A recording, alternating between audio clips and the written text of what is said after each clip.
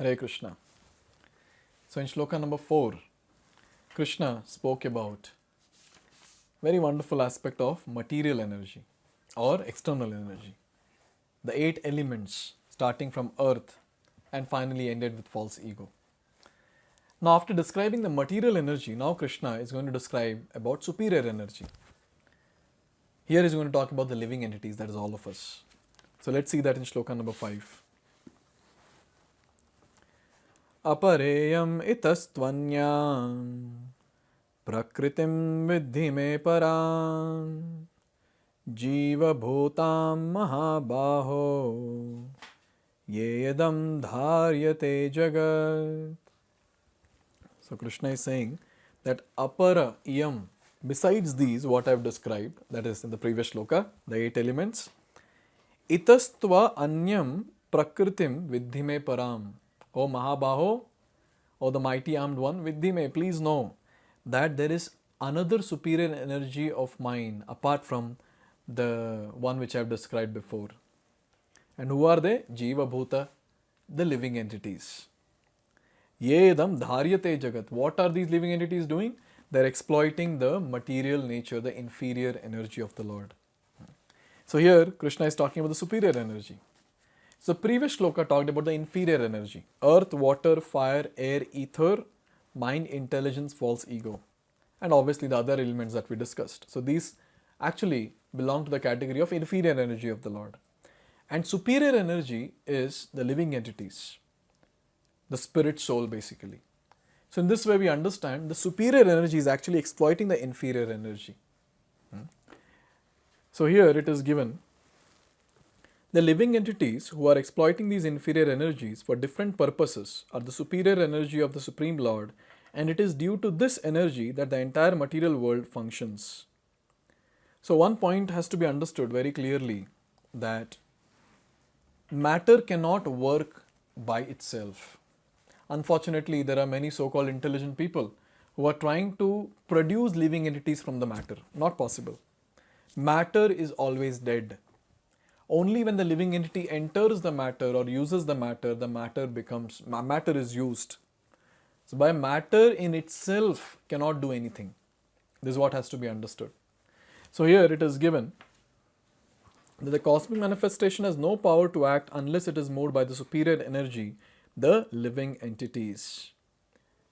But at the same time, one thing we have to understand is, even these living entities are not independent. They are exploiting the inferior energy, but then they are also controlled. Ishvara sarva bhutanam riddhesha arjuna tishtati brahmayan sarva bhutani yantra rudhani mayaya. Krishna is saying this in 18th chapter, that living entities, all the living entities are there, and I enter their hearts as Paramatma, and I am the one who controls all of them. So Krishna is the one who is controlling everyone.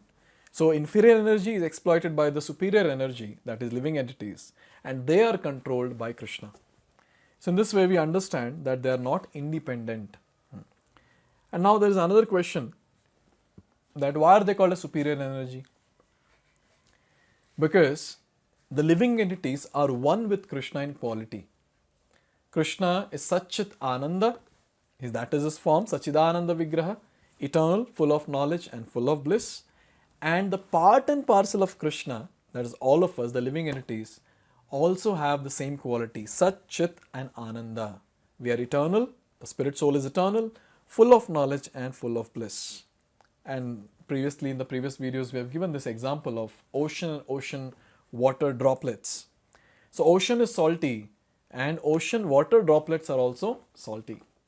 Similarly, Krishna is that spiritual whole and we are his part and parcel. So he is that spiritual personality having the quality of Satchit Ananda, and we are also having that quality. So this is oneness and quality. But then a living entity can never become the whole, that is Krishna.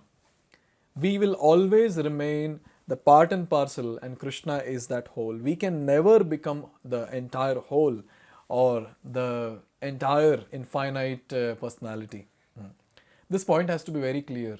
A living entity, a Jivatma, who is very, very chutku, very, very small, can never become Sindhu or ocean.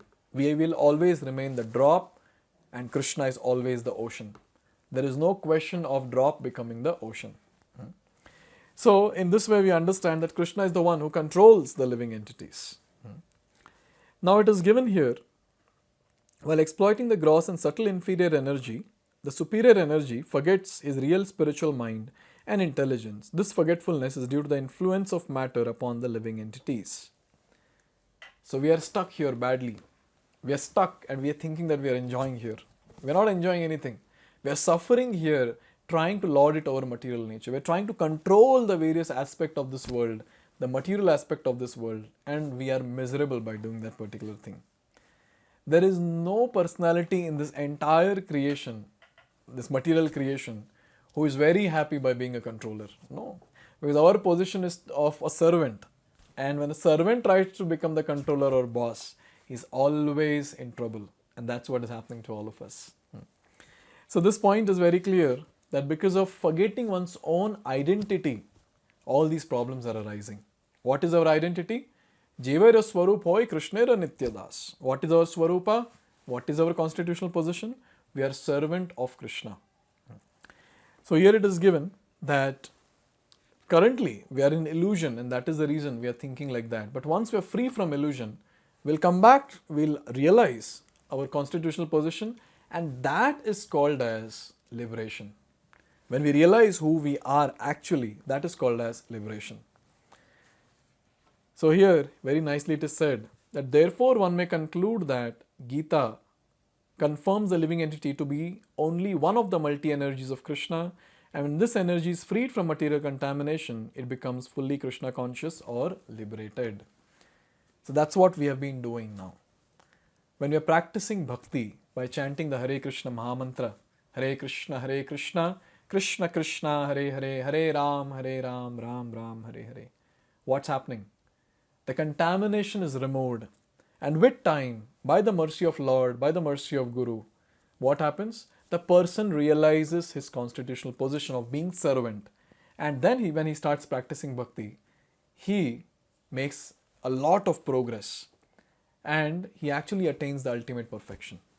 So this particular shloka tells us very clearly that we are exploiting the material nature, but then we are not independent. And at the same time, we can never become God. Max to max, we can become dog. We can never become God. This point is very clear from the shloka. We are always controlled, we are always dependent, but Krishna is the controller, and Krishna is that person who is independent and who is the enjoyer. So after describing all this, now Krishna is going to describe about something higher. Now he's going to speak about Ishvara, the Supreme Personality of God, in the next two shlokas. So let's see that in the next video. Hare Krishna. Hare Krishna, Hare Krishna, Krishna Krishna.